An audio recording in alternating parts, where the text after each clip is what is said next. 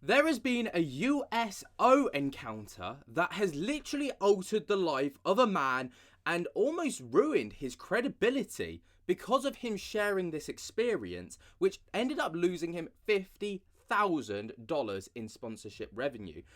And this is absolutely bonkers. So it popped up on my Reddit feed recently. A man called Scott Cassell. Now, Scott Cassell is an international diver. He's from the States, but he's an international diver. Incredibly well-known documenter, filmmaker and things like this. And he has been all over the world diving. He even held the world record at one point, the Guinness World Record, for the world's longest dive and the most distance travelled within a single dive, which was absolutely incredible. So, you're probably wondering, who's Scott Cassell? Well, I've given you a bit of a brief backstory, but here he is. So, this man right here is Scott Cassell. Okay, Scott Cassell is an American explorer, underwater filmmaker, and counter-terrorism operative. He is also known for embracing danger. He has over 13,000 hours as a diver and holds the world record for the longest distance travelled by a diver, 52 miles and 95 hours. Scott relies on Luminox timepieces as part of his essential gear, and then goes on to kind of talk about Luminox. His achievements, he's got documentaries on Disney Channel, MTV, Discovery, Animal Planet, Space Channel, BBC, the History Channel, it goes on and on. But he also served in the American military as an aero scout observer, as a combat diver, a sniper, and an anti-piracy consultant, and a counter-terrorism combat dive instructor. So, he's got a lot of accolades to his name. And when you look at these accolades, you think, wow, this guy is a credible dude, because, he's been under the sea for, he's got 13,000 hours of sea time or dive time under his belt. He's done all of this stuff. He's seen everything. But the one thing that Scott Cassell is probably most known for is an infamous squid attack, which actually should have killed him. It was against a Humboldt squid, which, if you don't know what a Humboldt squid is, or you've never heard of this kind of encounter before, I'm going to play a little documentary, just a small snippet, so you guys kind of get the idea of how fearless this guy is and the kind of dangers that he has experienced. Don't worry, you're probably wondering, what's the relevancy of all this? It is relevant. Particular moment I will never forget occurred during the first dive of the scouting expedition.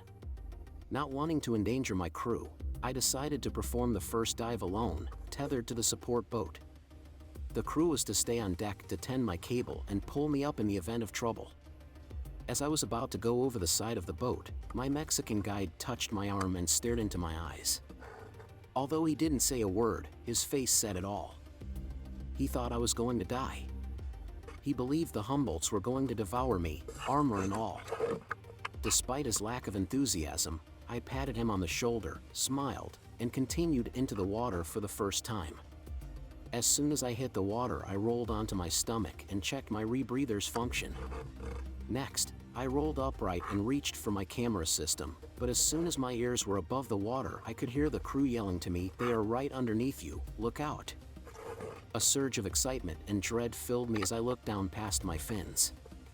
There were more than 20 giant squid right below me, not even 10 feet away. Ranging in length from 5 to 6 feet, they hovered nearby just looking at me, studying me. My splash entry was like ringing a dinner bell. Suddenly, about 10 squid began to move in for a closer look. As they neared, they flashed from white to pink to bright red, then back to white, all within a split second. It was beautiful. They looked like animals from another planet, totally unearthly. As I floated there transfixed, a large squid moved to within 2 feet and flashed again. Mesmerized by the strobe effect, I didn't see that another squid was rushing in from my left. Bam! It hit me with a tentacular strike that felt like being hit with a baseball bat square in the ribs.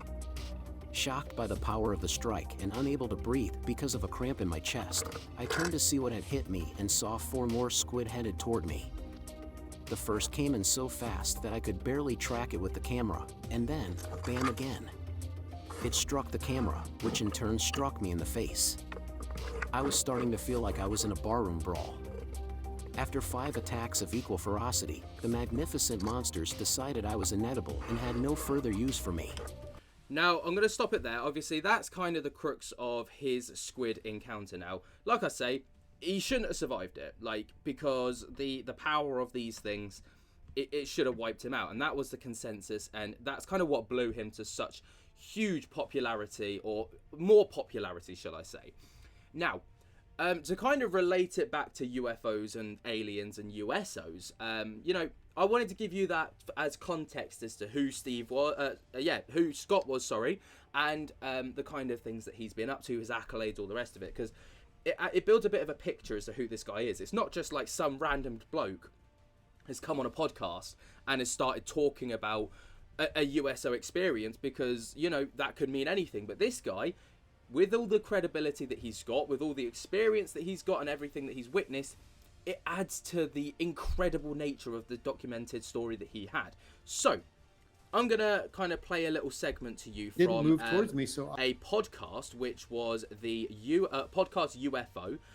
If you don't know what the podcast UFO is, I will show it up on the screen right now. It is by Martin Willis, and it's a podcast. UFO is a place where you can listen to audio podcasts about UFOs, close encounters, and people associated with the UFO phenomenon. Witness involved such things as sightings, views on cover-ups, and more. And Scott was on episode 580, an underwater adventure and USO encounter. Okay, so the fascinating guest, underwater adventurer Scott Cassell, with over 15,000 hours logged of undersea exploration, discusses all sorts of animal life, including killer squid, which we've just watched, and his highly unusual interaction USO encounter. Gold-coloured, intelligent... Can't read that for some reason. Intelligently driven cube, and the after effects of the encounter caused. Right, so we're going to take a little look at it. Here's the clip right here. I'm going to play it for you now. And it didn't move towards me, so I take my camera and I lunge towards it with it running and the lights on, and I've reviewed the footage. You can see the flat face and this weird reflection, but you can't see any detail because the light was reflecting off of this thing like nothing I'd ever seen before. And at that point, my heart goes up. Okay, this can go bad real fast. So I realized that as I am settling down to take another look and reevaluate what this thing is, now I can see a corner and a flat face. And I'm like, this is, at the time I was thinking man-made and probably bad. And so this all happens in like 3 seconds. And then I stop and my fin tips are on the seafloor, and I'm looking at this thing and I'm lowering my camera down just a little bit, trying to look over my lights. And that's when I see that this thing is a cube. I can see the top of this. It's about 3 feet across and 3 feet deep. And it's a gold, shiny, back illuminated cube. And my heart just went right up on my throat. And I again, like when I saw the giant squid, I had that fear. And this is like the second or third time in my life I felt fear. I did not like this feeling at all. I felt totally toyed with by whatever this was. But I realized also that in this 3 second that lasted felt like a whole day, this thing was moving away from me at the same speed that I was moving towards it. Every time I moved towards it, it moved away. So I started to swim towards this thing, and it would maintain its distance away from me absolutely perfectly. And I'm descending along the seamount as fast as I can swim and gallop off the bottom, holding my camera up. This thing is able to keep that exact distance. So I have to clear my ears about 6 times, and then I had to stop, because then I knew if I clear my ears, if I started to dive at 200 feet and I clear my ears 5 or 6 times, I know I'm at 400 feet. I'm at my max depth, and I look at my computer, and sure enough, I'm pretty close to 400 feet. And so I start to rest on the bottom, still looking at this thing. And as I rest on the bottom, I'm putting my camera face down. And that's when the first time when I really saw the whole thing, when I took my lights completely off of it. Now I could actually see that this thing was a cube suspended off the bottom. And it was just perfect. It was beautiful and terrifying, because this isn't anything I've ever seen before. Now, see, you got to understand is that at the age of 15, I was living on my own. Everything you can explain. It might be unknown at the moment, but you can find out what it is later. You can take a picture of the animal or the thermal vent or the rock, and you can give that information to somebody who knows that by specialty, and they can come back and tell you what it is. My whole life has been, Scott, we don't know what that is, but we'll let you know when we determine what species it is, and you can help us with identification because you found it. And that's happened to me several times. This wasn't one of those moments where I'm looking at something that was toying with me. And by the way, something I didn't tell you that I'd like to bring you back to the point where Dale and I are together we haven't separated yet, and I haven't seen this thing. Dale and I started to hear the most remarkable sound I've ever heard underwater. I've heard submarines, I've heard rock slides, I've heard sand slides, I've heard whales. I mean, I've heard a lot of stuff in the water. There was a rumbling that was downslope, and it didn't sound like it was that far, but of course water travels beautifully underwater. So, you can hear a whale some people have heard whales from 100 miles away underwater as a diver. So if you can hear that, I don't know how close it was, but it's felt, you could feel the vibration of this sound, intermittent, crazy sound. And you know what it sounded like? Was, if you've ever seen one of those giant D9 caterpillars, one of these like 40-ton giant caterpillars with the big blade, and they're moving giant boulders. It sounded like that. It sounded like a machine moving tremendous amounts of boulders. That's what it sounded like. I'm not saying that's what it was. So there is his encounter, all right? But the Reddit thread provides a little bit more context as to kind of the aftermath of this encounter, okay? So obviously we've got all of this stuff. We've got the sound. Discussing the movement, the speed that it was traveling was my swimming speed. Obviously, we knew about that. So Scott, being a professional and very well experienced diver, he thought, well, what if this is, a lack of oxygen? Lacks of oxygen can, create hallucinogenic effects on your brain, and you think you're seeing things that you're not. Dehydration does the same. Hunger does the same. Your brain starts to play tricks on you. So to kind of discount this, he did some remarkable things to try and self-analyze himself, self-assess himself to make sure he was of sound mind. All right, and that's quite typical for divers, to make sure that you have to be aware of yourself. So Scott Cassell on performing self-checkup, quote, "I had the presence of mind to do a neurological assessment to myself underwater. The system performed perfectly. I did all the mental computations in my head that I'm used to doing. Everything was working perfectly. My brain, I wasn't breathing, a bad mix. So that's when I realised, son of a bitch, what I saw was real. And I have no idea what it was. And moving forwards, this encounter cost Scott $50,000 of sponsorship revenue." So he then went on to say, quote, "My biggest sponsor, I thought the guy was my friend. You don't know. I had a 10-year relationship where we were always very close. He's been very kind to me recently. So he's talking to me on the phone, and I kind of softly mentioned this to him. And then he goes in this thick European accent, quote, 'You mean like a giant squid?' 'No, it wasn't that. It was something else.' He goes, 'Was it man-made?' And I go, 'No.' And he goes, 'You mean like alien?' And I go, 'Yeah, I think so.'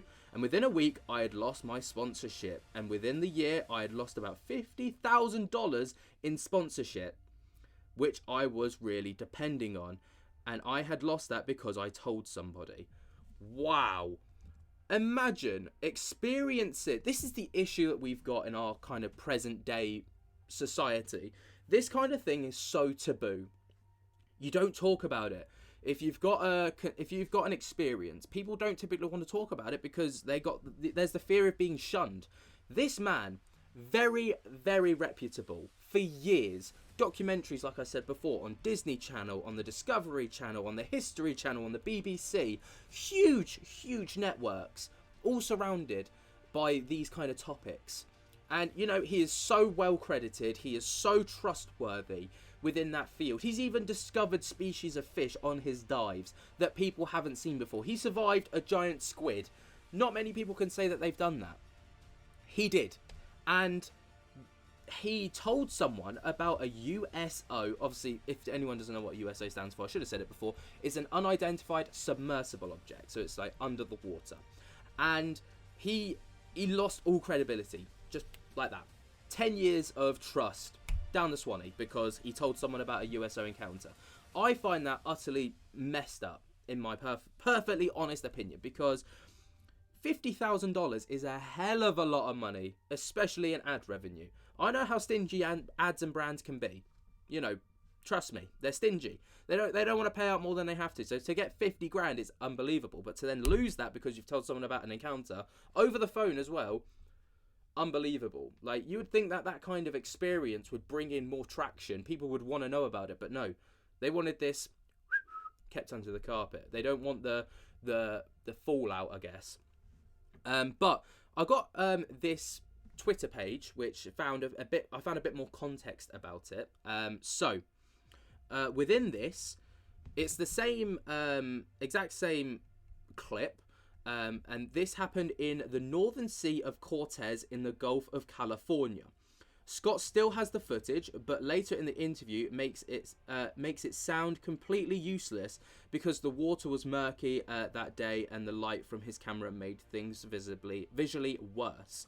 I thought the testimony was interesting because I couldn't help but make a connection with the alleged cube sphere UFOs that Ryan Graves talks about, which is an interesting point. But unfortunately, I mean, he's got the footage, which is amazing. I mean, if I had that footage personally, I'd be posting it, regardless of how it looked. Doesn't matter. You're sat on not a gold mine, but you're sat on a nugget of information, which if you just post that, you could be doing wonders for the UFO community. And, you know, dabble yourself, not just within the diving community, but also the UFO community. Now, to round things off, for anyone that doesn't really know what a kind of USO would typically look like, I couldn't find anything relating to the topic, unfortunately, but I did find some pretty interesting USO clips, which I'm going to play for you now. Here. So really quick, shout out to Zamaya for sending this to my attention. Y'all, this is groundbreaking. This is an extremely long video, but I highly recommend watching it all the way to the end. So this footage was captured off the north coast of Aguadilla in Puerto Rico. A couple of fishermen came up to some sort of glowing object and started recording. Instantly you want to think maybe it's bioluminescence or maybe it's divers. When you have a glow that strong, that powerful, you would assume you would see rigging, maybe a documentary crew, something. You see nothing. You just see the glow. Then they continue to follow it. And you see what they found. It looks like they captured an alien outside of the USO. Tell me what you think. Is this a real alien swimming in the ocean near its rig? Like, post, comment, repost, let me know. Mira, prendí y apagó. Y una boya allí.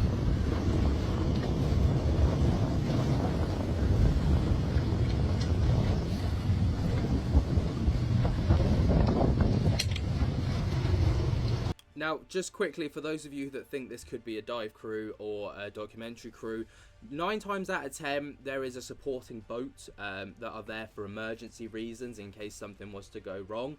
And there is no sight of a support boat. So that, I think that kind of disproves the whole idea of it being a film crew or something like that.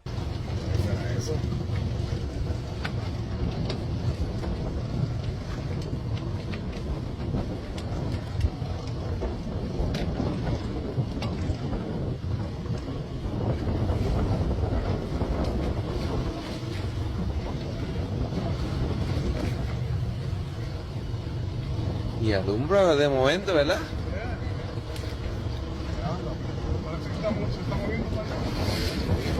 Submarino.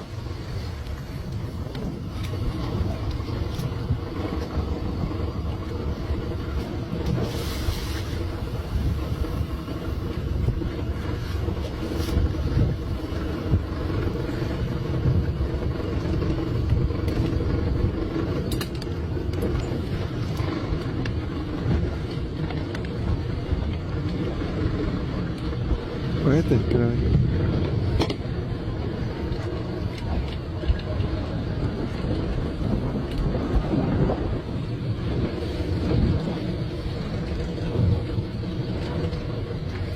No acercarme mucho. Yeah, no, güey.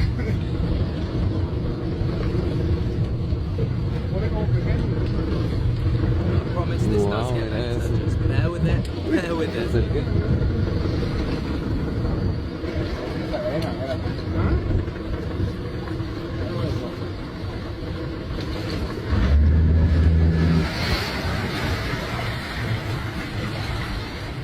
Mira la boya.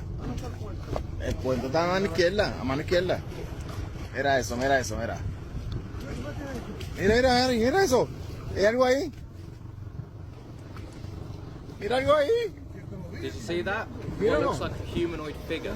Yo no sé qué carajo es eso, dale para atrás.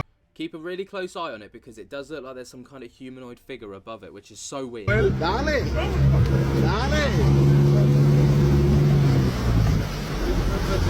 Dale. Quiero saber. No quiero saber, dale. Dale. Es un ovni. No. You see it? Mira, mira ahí. Sí, eso es eso.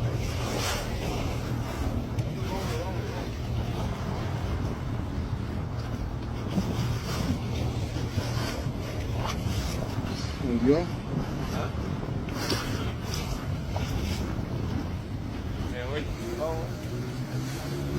Wow. Definitely one of the strangest USO experiences that I've ever seen. But there is a second one that I wanted to show you guys. A lot shorter of a clip, so just, you know, obviously bear with it.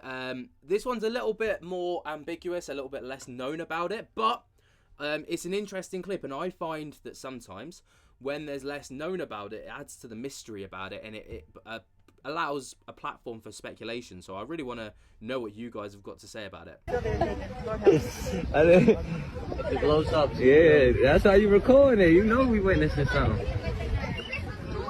Some guy said it was probably scuba. Scuba?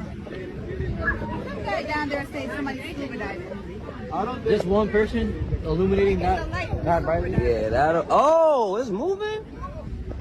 It keeps going back and forth. Yeah, that's what I'm saying. Like, Not a it's, scuba diver.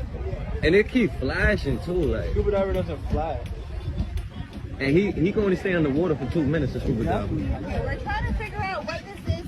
Now, it just adds to the weird speculation of what this could possibly be. I absolutely loved it because I looked at it, I couldn't disprove it. I don't think it's a scuba diver. I don't think it's clearly not a school of fish.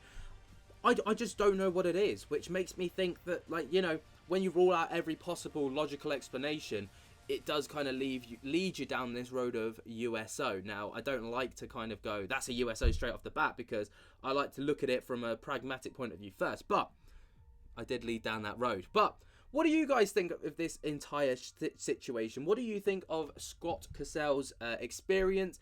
Do you think he should have been discredited for talking about it? I found that utterly horrific, but who am I to say? Let me know your thoughts and opinions down in the comments below. I'd love to hear them. While you're down there, be sure to jump the hell out of that like button if you have not already. Subscribe if you're new and tick on my little bell so you get notified whenever we upload. And until next time, guys, I hope that you have enjoyed. I cannot wait to see you in the next one, and I'll speak to you later. Peace.